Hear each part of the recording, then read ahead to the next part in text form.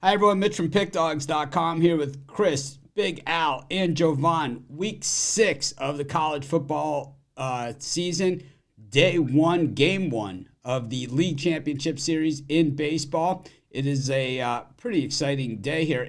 The weird thing is about today's college football card, it's one of those cards where not a lot of, ranked versus ranked, not like, last week's Alabama, Georgia, or Tennessee, Oklahoma's, and, next week's Ohio State, Oregon, nothing like that on today's card. But I don't know, man. These are the ones that kind of separate the men from the boys, I think.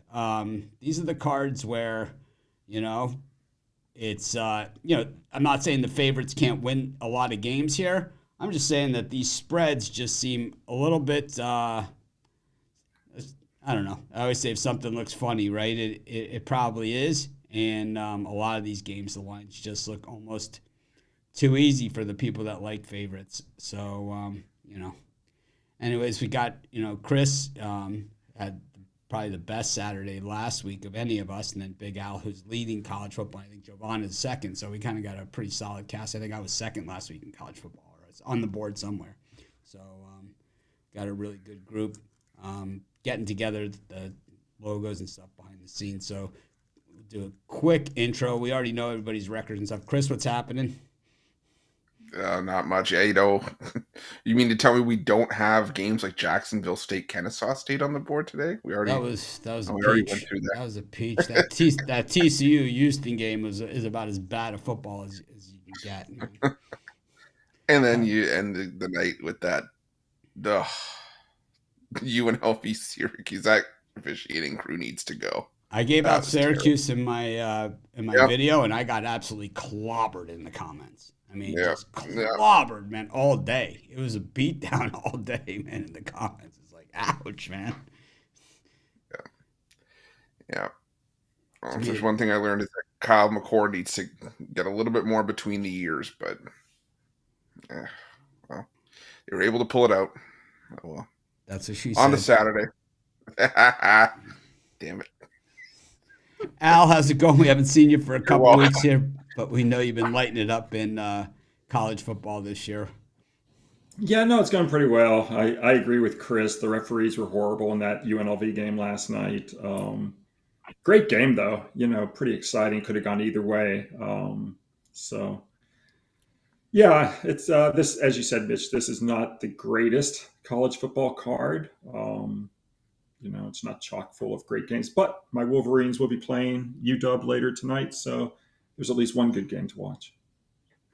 Yeah, it's one of these, it's just one of these tough weeks. So, where you kind of gotta dig in there and stay focused. And, I think a lot of like amateur bettors, they look at a card like this and they just say, well, the favorites are going to win. And I think there's a possibility that a lot of favorites win here. But the numbers are the numbers for the reason. I feel like I got my money in good. Jovan, how's it going? It's going. It's gonna tell later tonight. By the end of the night, we're gonna tally up and see what's gonna happen. I said it on the drive-thru. I said, listen, it's gonna be a lot of landmines out here. Be careful, tread lightly. That's just the way I see this card today. So, it can be chalky, or it could flip over his head and not be. So, like I said, this is for me. This is the first week where I was like, yeah, this is college football. It's finest October. Conference slate, teams that's not supposed to win or supposed to cover actually do. They're home dogs in play. So it can get ugly. For some people, for some bettors. For others, it might not be.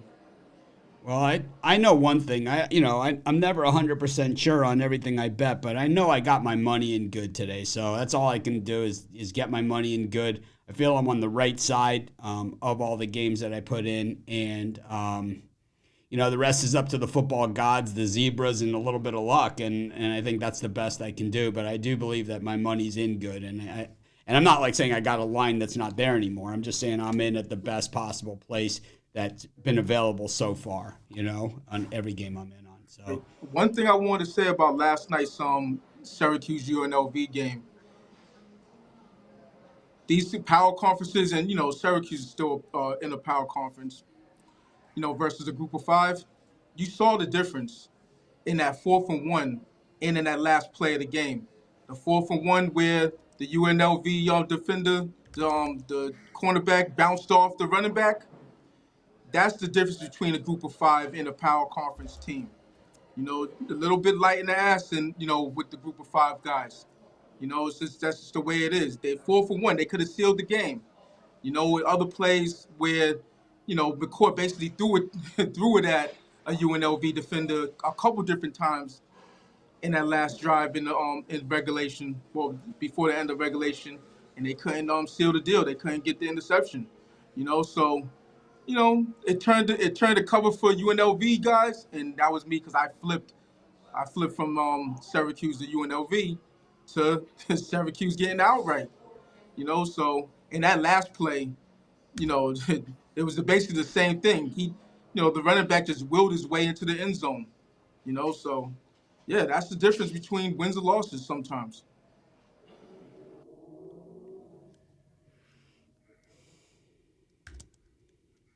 Yeah, if Jay wants to come on and give out one pick, I'm not sure how I'm going to do it. I'm going to try it, though. But telling me after the show starts makes it a little difficult, but we'll try to do it.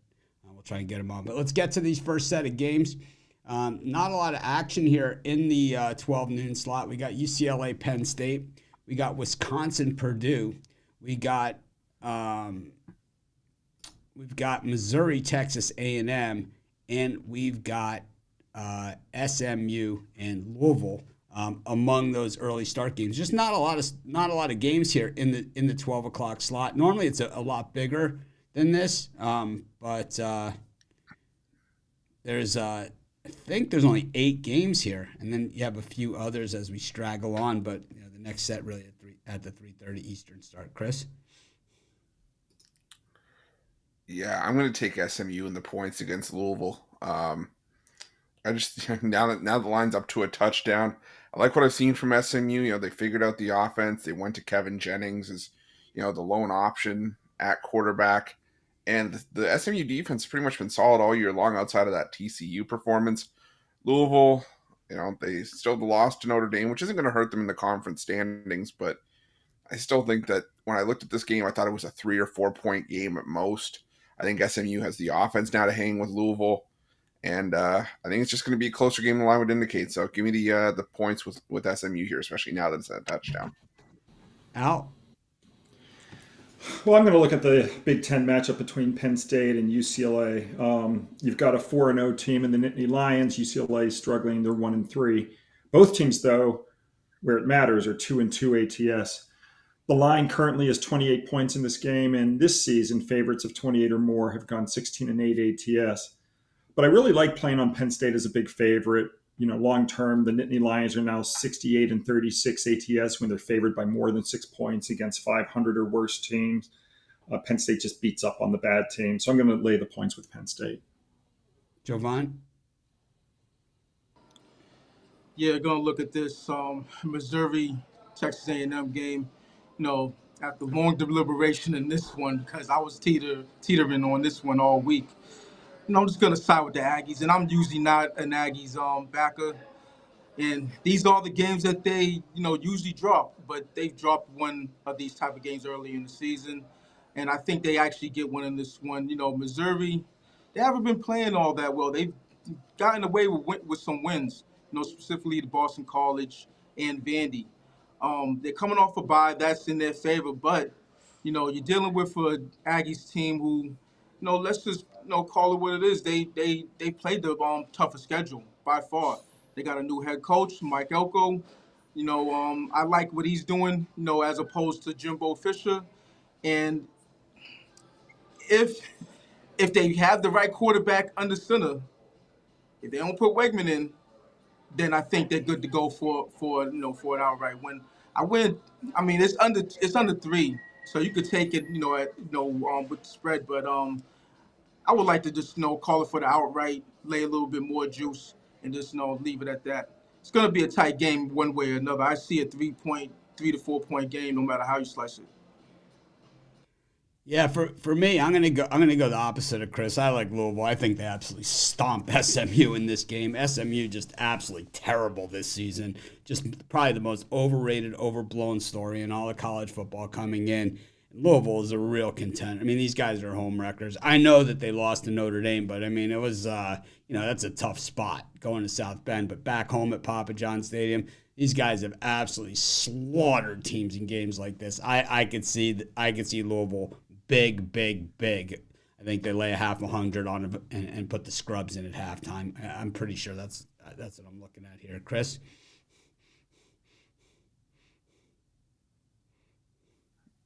Yeah, I think that's all I'm gonna go for this time slot. Al, anything else? Yeah, I mean, one game that goes early, which is kind of strange because it's being played out in Colorado, is that Air Force Navy game. That's a 12 noon start, and I know that Air Force has gone 0-3 SUATs in its 3 FBS games this year. Conversely, Navy has gone 3-0 SUATs in its 3 FBS games. But I like the team that's coming into this game ice cold. They're getting 10 points. Air Force is. The Falcons have won the last 4 games straight up in this rivalry. The underdog has gone 21-9 ATS in this military rivalry. So I'm going to take the double digits with Air Force. I think I'm going to dedicate this one to Ron Romanelli. I'm going to go UMass here against Northern Illinois. I just think that, a lot of love on Northern Illinois this year. And I'm not saying UMass is going to come in here and beat Northern Illinois or anything remotely close. I just think getting better than 2 touchdowns, I think, like I said earlier in the show, I think it's just getting your money in good here on UMass. I think, we saw games like this last night that kind of looked to be in this similar type of game.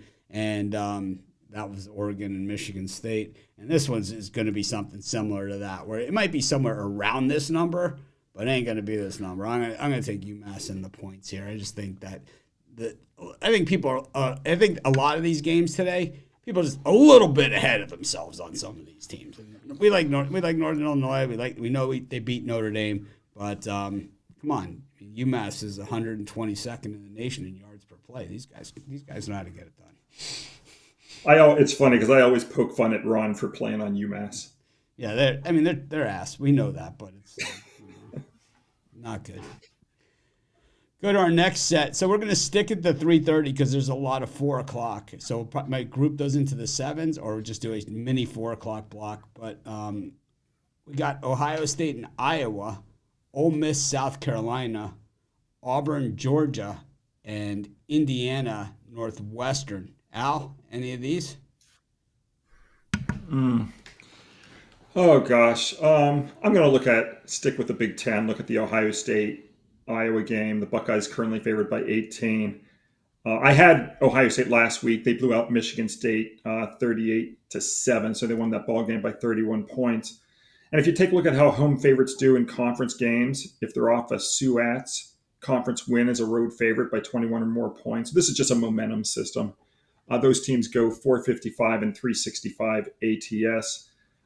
So I like the fact that Ohio State won big as a road favorite last week. Now they're, coming home. The Buckeyes are also 19-4 straight up with a tie, and 16-7-1 ATS. The last 24 meetings versus Iowa, they've dominated the Hawkeyes. So I'm going to lay the points with the Buckeyes.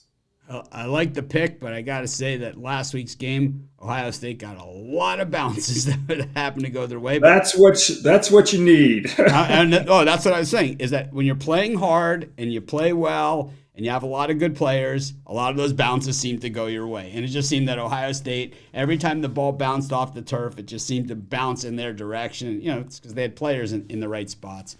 But Jovan, what do you got here?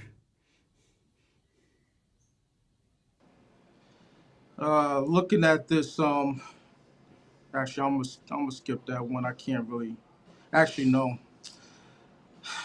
South Carolina's getting a whole lot of love, and I guess I understand why. Looking at what Ole Miss did last week, they just they laid an egg, but I mean they was facing a Kentucky team who got a hell of a defense. While South Carolina, pretty decent on the defensive end. They're not um, Kentucky. They're not UK by any means. So if and here's the thing, you look ahead at Ole Miss's schedule. They got a lot of they got a it's a gauntlet, in some of these games down the line. So they're gonna need to win this one, to be considered for the playoff portion of college football. And I think they get it done. I'm just playing against all the love that the Gamecocks have been getting. They're coming off a bye. They're at home. Yeah, I understand all that, but talent levels on the Rebels in this one, and I think that they'll bounce back quite nicely in this one and get a double-digit victory. Yeah, I'm gonna roll with Northwestern against Indiana. Last week I gave out Kentucky against Ole Miss on the money line. You guys beat the shit out of me in the comments over that one too. And I think there's a few of those type of games today. I'm not saying we're gonna hit all of them. I also gave out Michigan State on the money line against Ohio State, right? So I didn't hit all of them, but that Kentucky against Ole Miss certainly covered a lot for us. And I think this is just one of those spots. I think that Indiana has certainly, even with the new head coach and the new players, they're ahead of themselves. They're not this good of a team. They're a good team. They're headed in the right direction. They're a way better team than they were, but it's like this is starting to become like a little public love affair, and that is usually very, very bad news for the public and the bettors. And Northwestern is the type of team, especially in these home games, man, it's the weirdest thing. It's almost like the Chicago Bears. It's like this just weird thing. They get into this ugly looking game, and all of a sudden you're on these bad numbers, 16, 12, and oh man. And all of a sudden, bang, they get it done. They're definitely just a smart team, right? So I'm going to go with Northwestern here. I'm going to more than sprinkle on the money line. I'm going to hit the money line hard, but I'm going to take Northwestern plus the points as well. Chris? Yeah, I'll take Georgia against Auburn. Normally wondered maybe if Georgia's going to have a letdown after such an emotional game. Battling back from a 23-point halftime deficit, take the lead, and then give it back on one play. But I think that's just going to add fuel to Georgia's fire here. I think Auburn's simply in the wrong place at the wrong time. This just feels like one of those games where Georgia just unloads on Auburn here. 44-3 or something like that. So give me Georgia and Georgia big in this one. See it. Al, anything else? Yeah, I guess I'm going to run the other way on the Indiana Northwestern game. I'm a believer in Indiana. I was actually exchanging texts with Ron Romanelli earlier today about this game. The Hoosiers, they're 3-1 ATS their last four FBS games this season. Their one ATS defeat was by a single point when they beat Florida International by 24 as a 25-point home favorite. So that's how close they are to being 4-0 ATS. Overall, the Hoosiers have covered their FBS games by 9.87 points per game. Northwestern, on the other hand, 1-2 ATS. It's failed to cover the spread by an average of 3.66 points per game. Indiana has done well historically as a favorite of more than 7 points, coming off a straight-up win, going 24-11 ATS. I think Indiana's for real. I don't want to step in front of this team. I'm going to lay the 13. Jovan? Yeah, so I was going to look at that game as well. Go ahead. I do. I like the Hoosiers, but it's not really so much the personnel; it's the coach. Signetti, he's really talking that talk, and he has these guys believing. That's really, in college football, one of the things I look for the coach, I look for his philosophy, and I look if he can rile his troops up, and he checks all those boxes, So it's a difference. Tom Allen, he had his run with the Hoosiers, but it was a ceiling that he was bumping his head up against. I think Signelli, I think he could break some glass ceilings, well, in the Big Ten. I really do believe that. So, with this one, I think this isn't the game where you could fade them. I think that they're gonna roll on this one. I just don't like the quarterback situation over in Northwestern, really. So, I'll lay the points. Northwestern just tons of returning starters from last year. So I think you guys are barking up the wrong tree, but we'll see. But were those returning starters any good? Well, I mean, Northwestern just always seems to find a way, right? I mean, it's like. My first inkling was the road with the Wildcats, but I just can't do it. As I started digging in, everything as far as I saw went against them, so. I don't know, let's look at it. Bowl win over Utah, win over Illinois, win over Purdue, win at Wisconsin, lost by 3 to Iowa. Yeah, they were really good, Al. They beat Maryland. They were a bowl team that beat Utah. So I would say they were really good. Well, but this year they're not covering the spread. So what good has it done them? I'm just also not. I understand.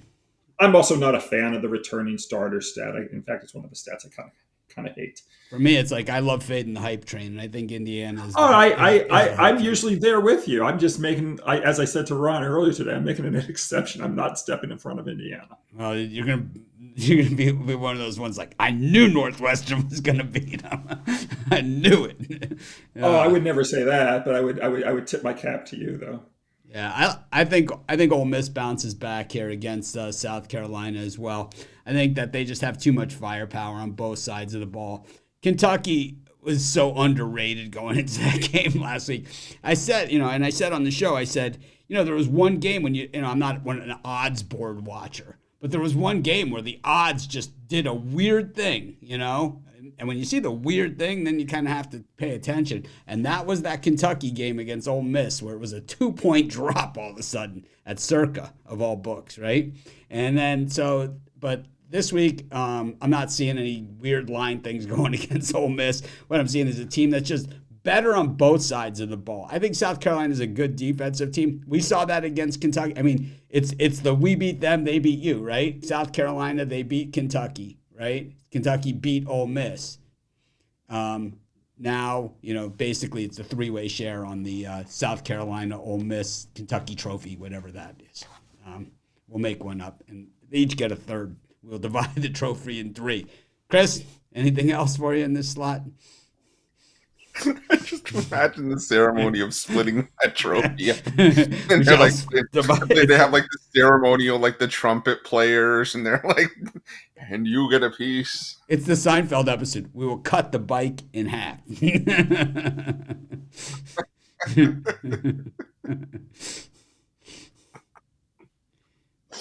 Oh man. Yeah, boy, I just don't want to keep going to games of the world. I want to look at something else, and there's just a bunch of ugly games in this time slot, but I'll lean towards East Carolina laying the 9 against Charlotte. I just think that East Carolina is just the better team by a fair margin, especially at quarterback. And this Charlotte defense stinks. 121st in total defense, 128th in yards per play. At least East Carolina has a semblance of a passing attack. 34th in pass offense, top 15 yards per completion. Charlotte's pass defense is atrocious, and the offense is still banged up as well. Charlotte's just a variety show at this point. I'm gonna go with East Carolina here by double digits. All right, Al, anything else for you in the slot? Yeah, maybe the Auburn-Georgia game. Both of these teams coming into this game off upset losses. Auburn was upset at home by Oklahoma. Of course, everyone knows Georgia was upset by Alabama. I just really don't have any interest in laying 3 touchdowns or even more, because the line's 21.5 in some spots, with the Bulldogs today. I just think it might have a bit of an emotional letdown coming off that Alabama game. So I just would rather side with a big underdog Auburn here. Jovan, anything else? Little Peyton Thorne for you on the road between the hedges? Can't do it with Peyton Thorne. Peyton Thorne's likely to throw a couple picks in this one. It's a big line. So here's the thing. So the line move, it was what it started out, 24.5, 24, something like that. Now it's at 21.5. If it was going to get any lower, I was going to pull the trigger on the Bulldogs. Simple as that. If it hits that number, I got to. It's no choice. I can't help myself. So it's 21 is the goal for me with the former number one team in the nation. All right. Go on to our next slot. So this is 4 o'clock. 4 o'clock start to 7 p.m. So there's some later games, but we'll stop at 7 p.m. We got Oklahoma State, West Virginia, battle of top defenses in that one. I think the highest ranked defense there is 120th or something. We got Rutgers on the undefeated Scarlet Knights against Nebraska. Alabama against Vandy. Utah State and Boise State, just throw it in there to have a fifth game on the board. And Clemson, Florida State. Jovan, any of these?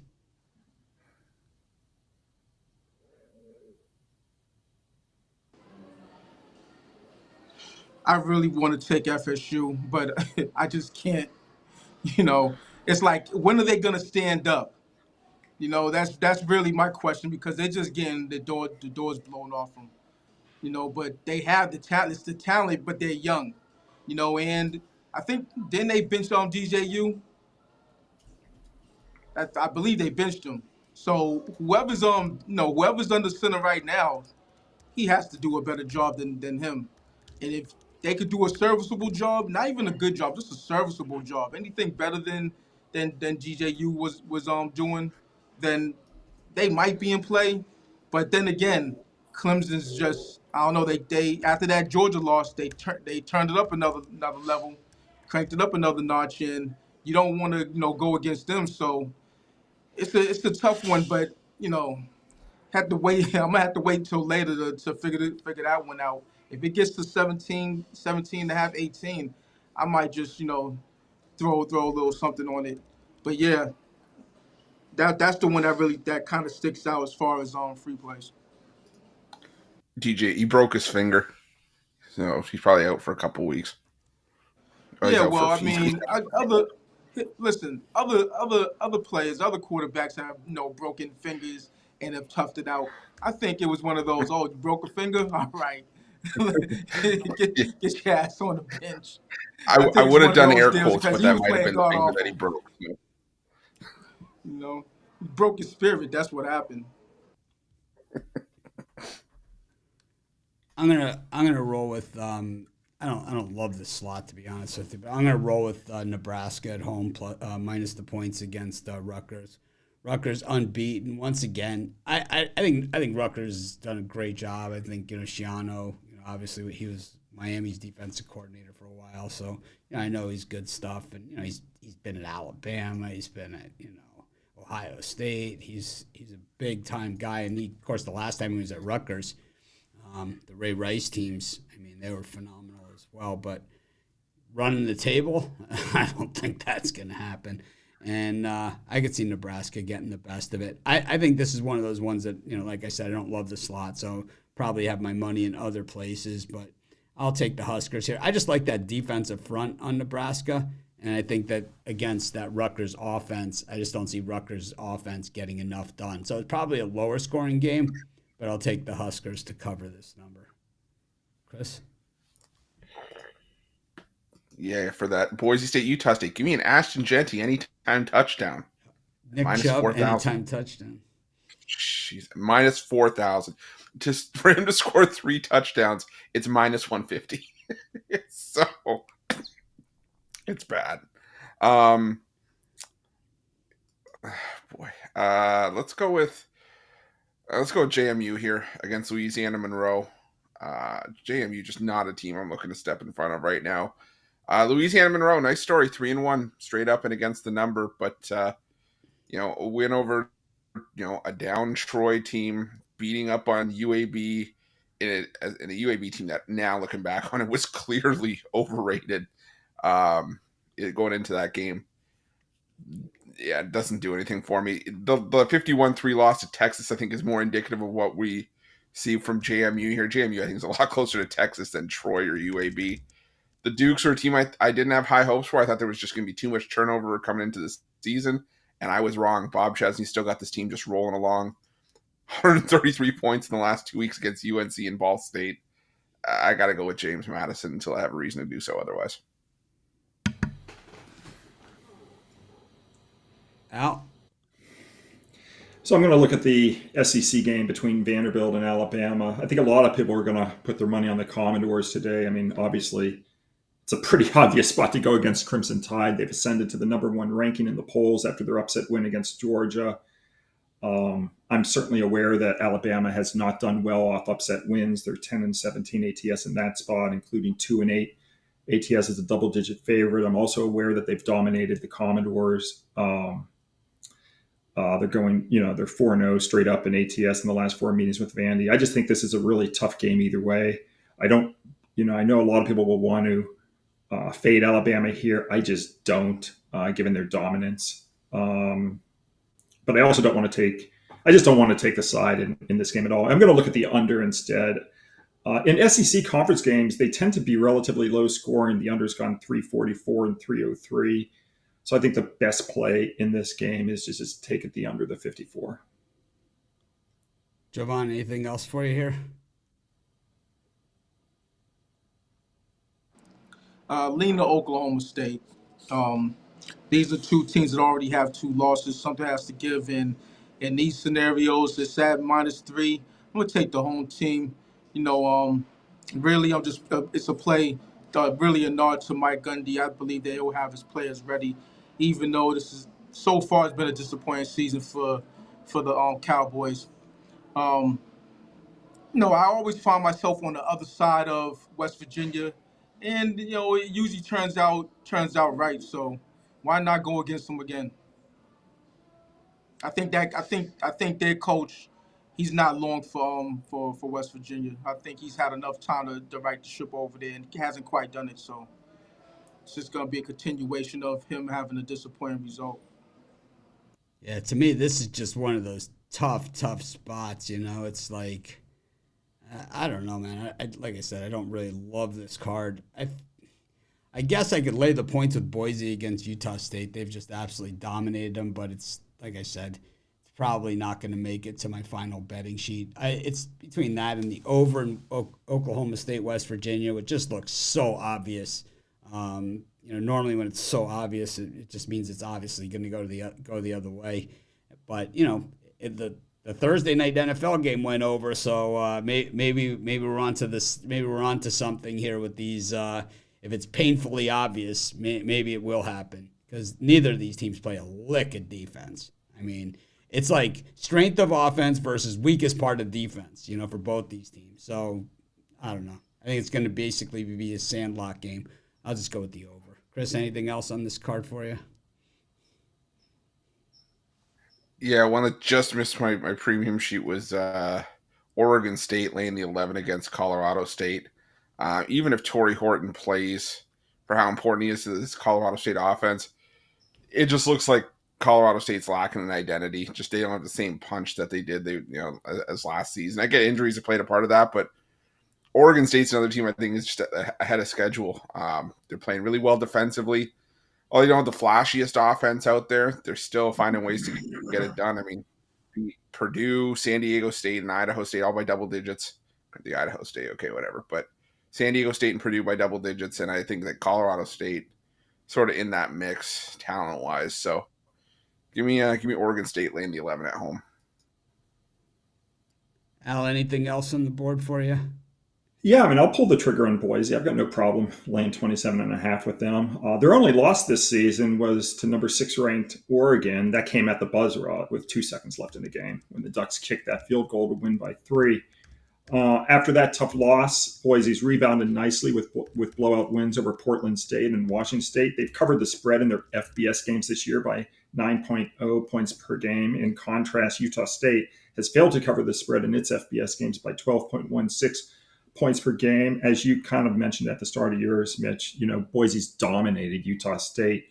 They've gone 19-1 straight up, 15-4-1 ATS the last 20 meetings, including 7-0 ATS the last 7. I think this is a roast. I'm going to lay the 27.5. Jovan, anything else? The only one I would really consider is the Nebraska Rutgers game. I look at these teams. They're similar as far as you know style of play and competition level. 7 points. Give me 7 points. I'll take it. With the Scarlet Knights. I like Greg Schiano. He's one of those coaches that he gets his guys ready. You know, I'm missing the term as far as uh he makes his guys play. He makes his guys overachieve is what I'm really trying to say. So you know, they're not a throwing team by any means, but really, Nebraska isn't either. I don't think Nebraska could get enough separation on Rutgers to cover the spread. So I'll take the 7. Yeah, I'm good on this slide. If anyone else has anything else, feel free to have at it. I'm ready for the next one. I think we covered it pretty good. Move to the next slot. Once again, not the sexiest card of games, but at the same time, I think there's tons of value out there. I don't necessarily agree with what everybody else is saying, but I don't disagree with it either. I think we're all, to me, I don't look at what anybody else had. I have access to see everybody else's picks, but I'm going to guess that we're just all on totally different games. It just seems like we're all on different games today, and there's nothing wrong with that either. I mean, it's not like we're on different sides. I think we're not even on the same games because we're all looking at something different, Sometimes, I know I'm on the opposite side of Ruffalo. I can tell because he gives me this snide look when I start talking, or Bittler especially, right? Bittler gives you the look and then the sound, the background noise. But it's I don't know. I'm gonna guess we're on a lot of different games, which is weird because Jovan normally has about 15 or 20 picks. Chris, how many? What do you got for sale today?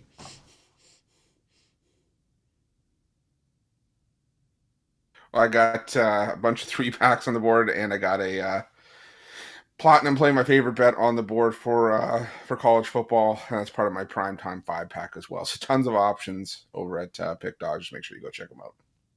Al, how about you? Number 1 in college football this year. Oh, thank you. Yeah, it's been fun. We lost yesterday with UNLV, but we're still 17-2 our last 19. I've got how many games? Only 17-2 your last 19. So that means we get to pick apart the two. So UNLV, what's the other one? It was Oklahoma. It was Oklahoma against Tennessee. Welcome to YouTube. I knew I should have taken Tennessee. This is the guy that gave out Oklahoma. That's what they always say to Chris on his videos. This guy gave out this yesterday. Yeah, what about the other 43 videos he did? It's like, yeah, I know I've got one game that everyone's going to clamor for. That's my CFL game of the year. But I did hit the under in the Hamilton-Winnipeg game yesterday. That was nail biter.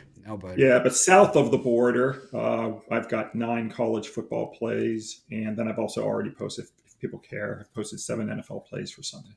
Whoa! Isn't it only a 12-game card? Well, I've got one total in there, so it's not all sides. Because there's teams with buys, right, this week? There's only 4 teams with buys, so it's a 14. Well, it's 14 for the week, so yeah, it's 12 on Sunday. Chris? Or Jovan, I'm sorry. Got my obligatory 16. That's just the number that I'm rolling with this year. So, other past years it was 12. I might sprinkle in a few more, but yeah, one way or another, we're gonna get to that 16. But yeah, like I said, it's a lot of landmines in this one. I think I've waded through the weeds, and I'm not gonna step on anything. So I think it's gonna turn out to be a winning day.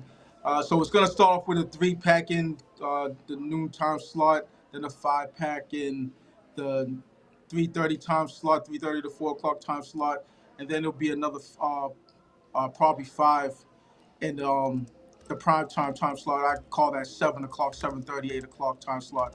Then I'll have 3 in the late night portion for all the degenerates. So guys that need that bounce back for Sunday morning.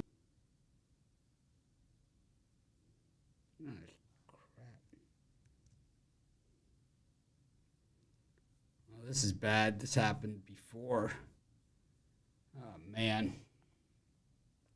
So the way that this generally works is I will have to end the show, and then I will come back, and we will finish up the show with the guys. So I'll see you guys in about 2 minutes.